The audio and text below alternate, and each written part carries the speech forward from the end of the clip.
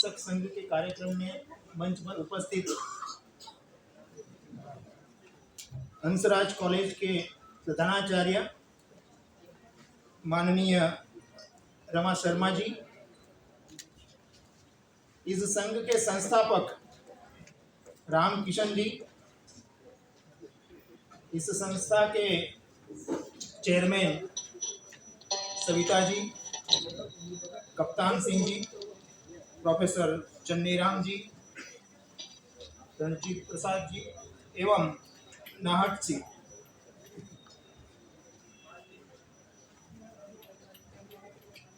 बाबा साहब आम्बेडकर के जन्म जयंती के उपलक्ष्य में आयोजित इस समारोह में उपस्थित आप सब,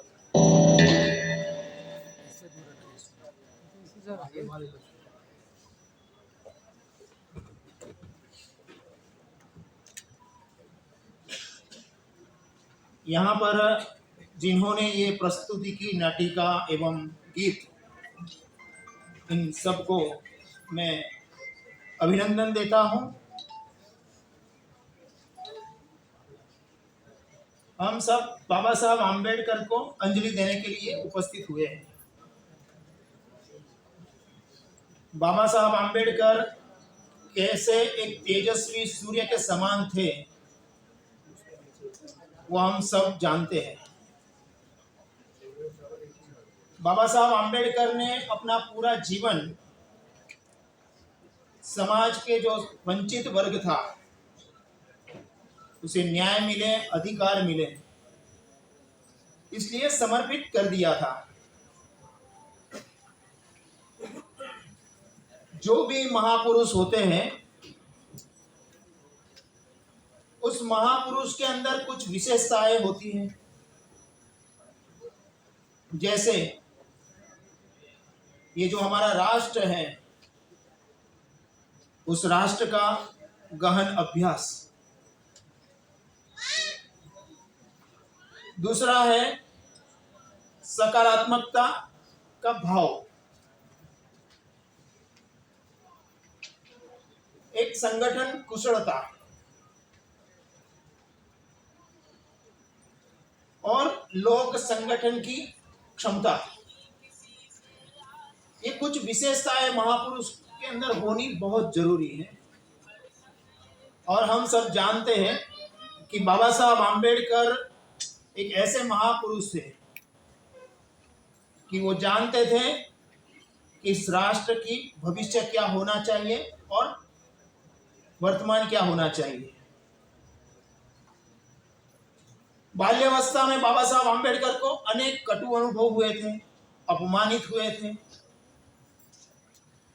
उसके बावजूद भी बाबा साहब आम्बेडकर अपने अंतर्मन में जो बुद्धि शक्ति थी वो लेकर आगे बढ़े और महानता के उच्चतम शिखर पर पहुंचे। बाबा साहब आम्बेडकर ने स्वयं कहा है कि मेरे अंदर जो संस्कार और बुद्धि आई, उसका एक कारण अपने पिताजी को देते हैं। आप सब शिक्षक हैं।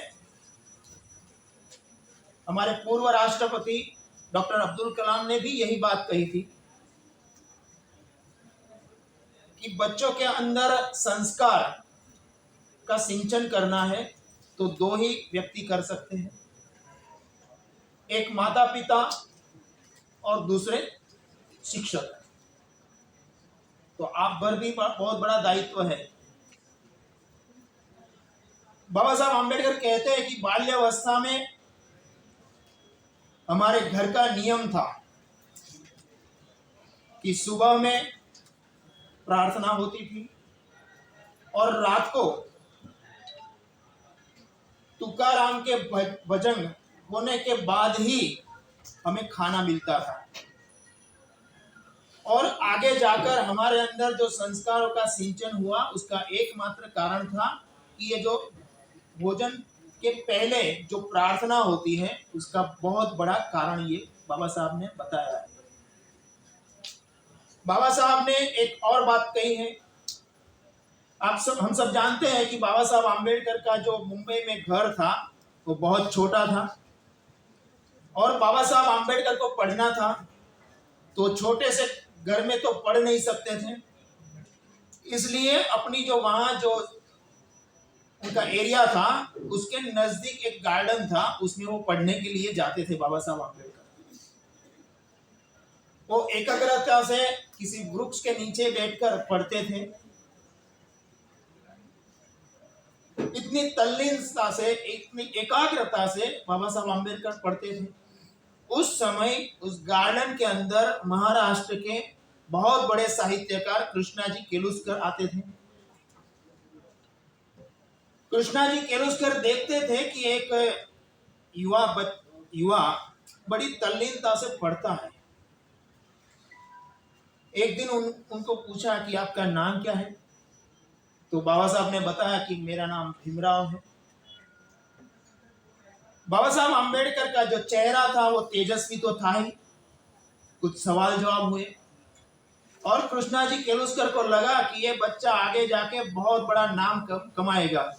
और बाबा साहब आम्बेडकर पूरे महाराष्ट्र के अंदर महार जाति के अंदर पहले मैट्रिक पास हुए।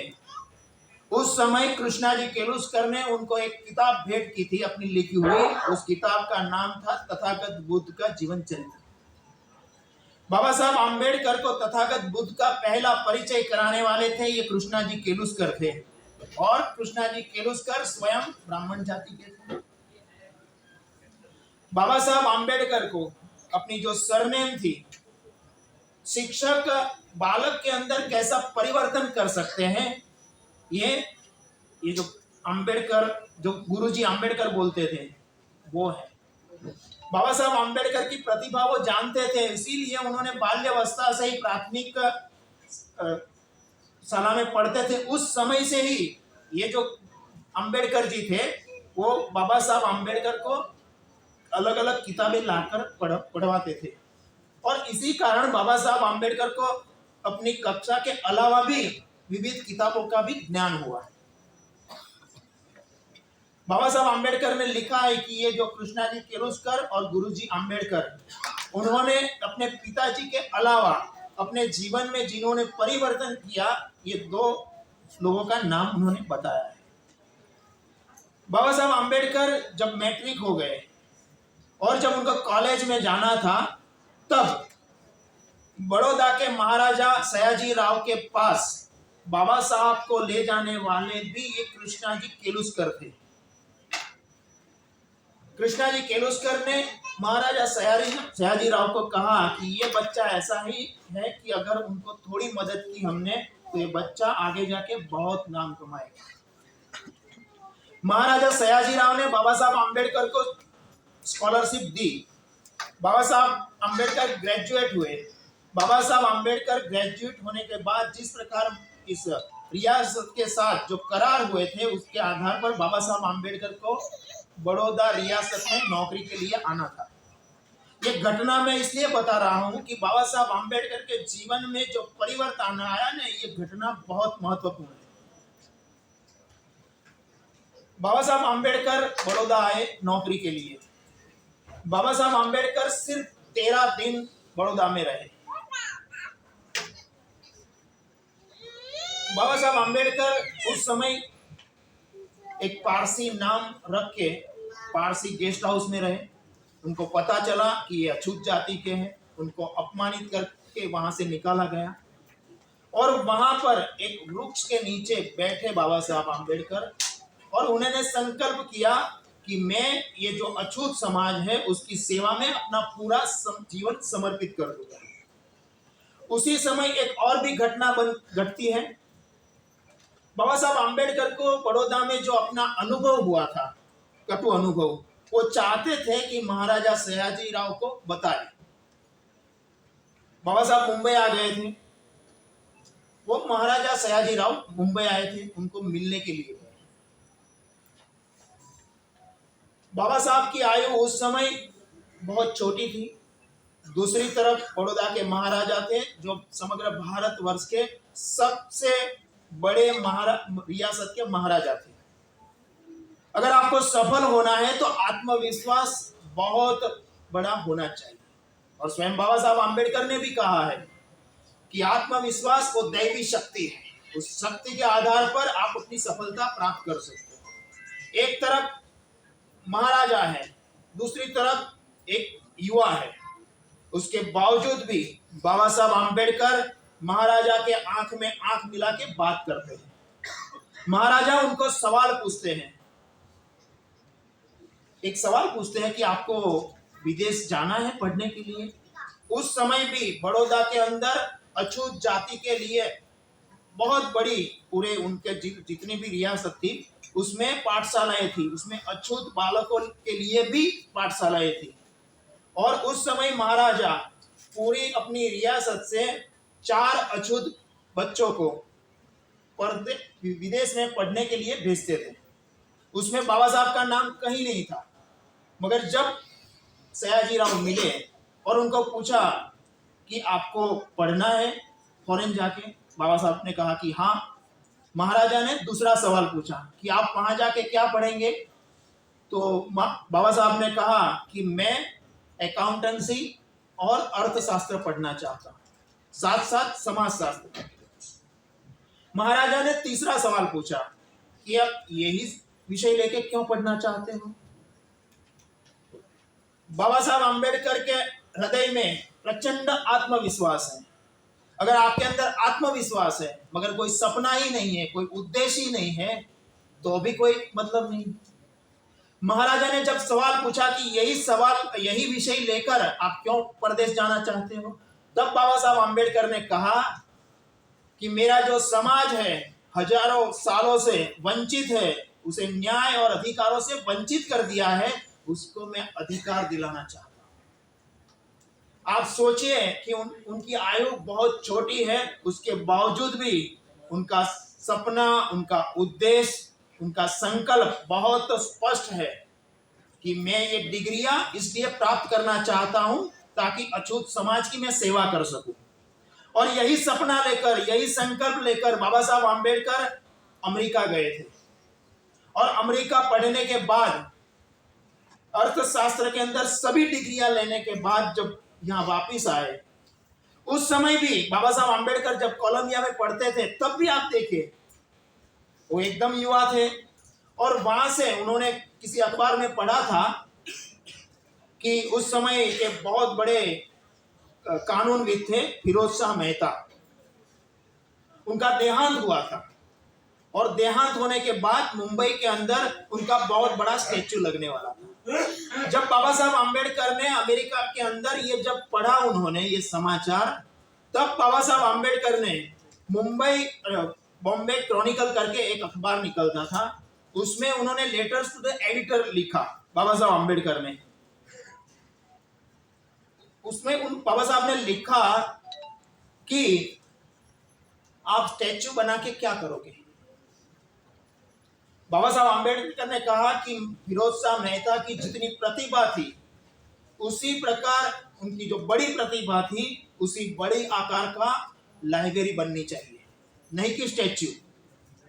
तो बाबा साहब आम्बेडकर चाहते थे कि बच्चों के अंदर अगर शिक्षा, विद्या और संस्कार देना है तो उसके अंदर ये जो किताबें हैं वो बहुत बड़ी भूमिका अदा कर सकता है।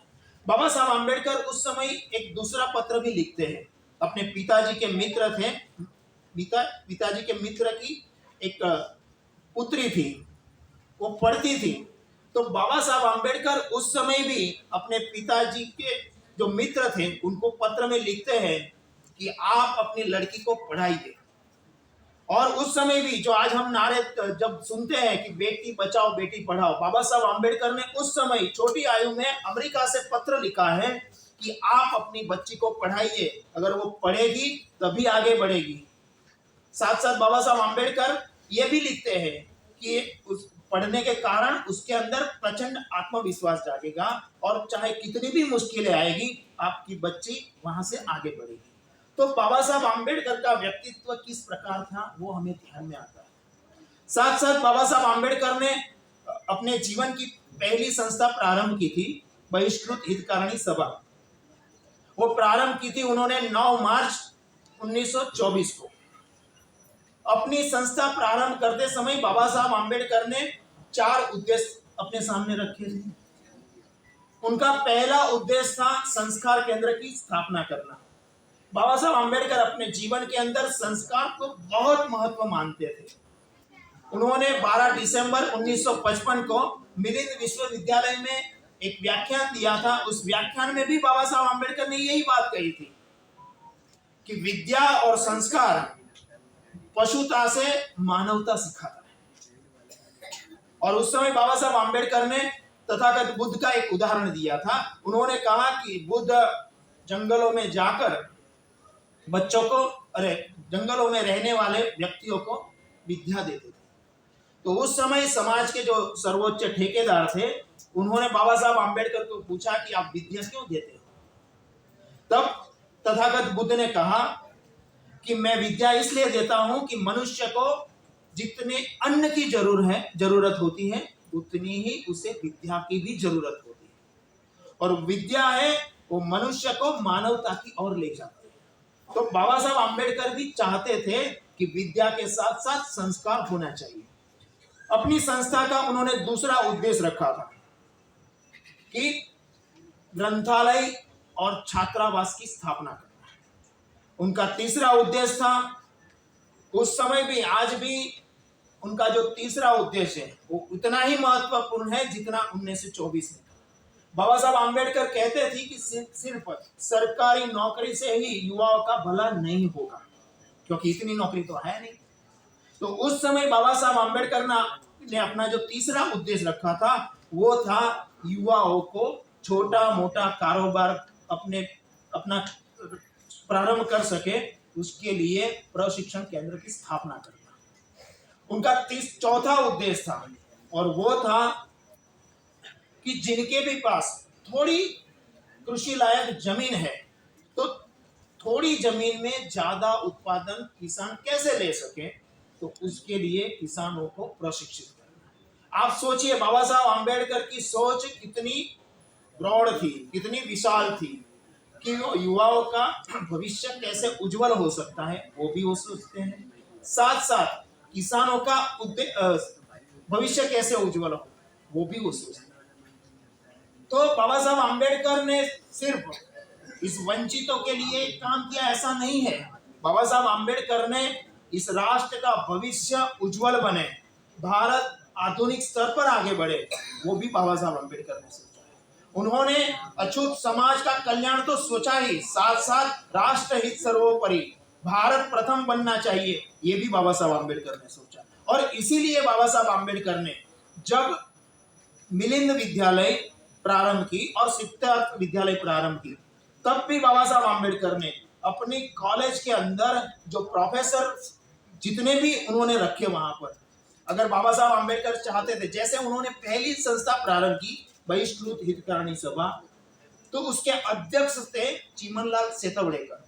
वो स्वयं ब्राह्मण जाति के थे और बाकी जो ट्रस्टी थे उसमें वो भी अलग अलग समुदाय के थे। तो बाबा साहब आम्बेडकर का बाल्यावस्था में जिस प्रकार कटु अनुभव हुए थे, तो वो चाहते तो अपने अछूत बांधव को ही रखते, मगर ऐसा उन्होंने नहीं किया, क्योंकि बाबा साहब आम्बेडकर चाहते थे कि सबका साथ लेकर ही हमारा जो समाज है, अछूत समाज, वो आगे बढ़ सकता है। और इसीलिए बाबा साहब आम्बेडकर ने जब अपनी ये दोनों विद्यालय प्रारंभ की, तो जितने भी प्रोफेसर थे, आचार्य से लेकर सभी प्रोफेसर ब्राह्मण जाति के उन्होंने लिए। क्यों लिए? बाबा साहब आम्बेडकर चाहते थे कि मेरा जो समाज है, मेरा जो विद्यार्थी है, वो आगे बढ़े। और वो तो बाबा साहब आम्बेडकर जानते थे कि मेरा जो अछूत समाज है, उसका भविष्य अगर उज्जवल करना है तो उसको शिक्षा देना बहुत बड़ी प्राथमिकता है। और बाबा साहब आम्बेडकर ने जब ये विद्यालय प्रारंभ की, तो आज भी वो दोनों विद्यालय देखने जैसे हैं। इतना बड़ा विशाल उसका परिसर है, इतना बड़ा बिल्डिंग है उसकी। तो उस समय बाबा साहब आम्बेडकर ने 1942 के बाद ये बिल्डिंग बनाया। बाबा साहब आम्बेडकर ने ये बिल्डिंग बनाई और ये प्रोफेसर्स रखे, उसमें विद्यार्थी आए, तो तीनों को लेकर भी बाबा साहब आम्बेडकर ने कहा है आप सब विद्यार्थी हैं, अरे आप सब शिक्षक हैं। तो बाबा साहब आम्बेडकर क्या सोचते थे वो आप सबको भी ग्रहण करना चाहिए। बाबा साहब आम्बेडकर ने कहा हम सब ये कॉलेज में खड़े हैं। बाबा साहब आम्बेडकर ने कहा कि जो विद्यालय है उसका जो प्रांगण है वो पवित्र होना चाहिए। दूसरा उन्होंने कहा कि जो शिक्षक है वो शिक्षक राष्ट्र का कर्णधार है, उसके कंधों पर बच्चों का भविष्य है। वो विद्यार्थी को लेकर भी कहते हैं बाबा साहब आम्बेडकर कि आपके कंधों पर राष्ट्र का भविष्य है। और आप तीन अपने आराध्य देवता बाबा साहब आम्बेडकर ने गिनाए युवाओं को लेकर कि मेरा पहला आराध्य देवता है विद्या, मेरा दूसरा आराध्य देवता है आत्मसम्मान, मेरा तीसरा आराध्य देवता है शील चरित्र। और बाबा साहब आम्बेडकर ने शील चरित्र को सबसे अधिक महत्व दिया है, क्योंकि विद्या, आत्मसम्मान और शील चरित्र के आधार पर ही जो मनुष्य है वो मानवता की ओर जाता है। तो मैंने बहुत समय भी काफी हुआ है, बाबा साहब आम्बेडकर की बात करेंगे तो काफी घंटों लग सकते हैं। बाबा साहब आम्बेडकर को अंजलि देने के लिए हम यहाँ एकत्रित हुए हैं। तो बाबा साहब आम्बेडकर का जो सपना था वो सपना था कि जो वंचित समाज है वो आगे बढ़े और ये जो राष्ट्र है वो भी आगे बढ़े। ये दोनों बाबा साहब आम्बेडकर का सपना था।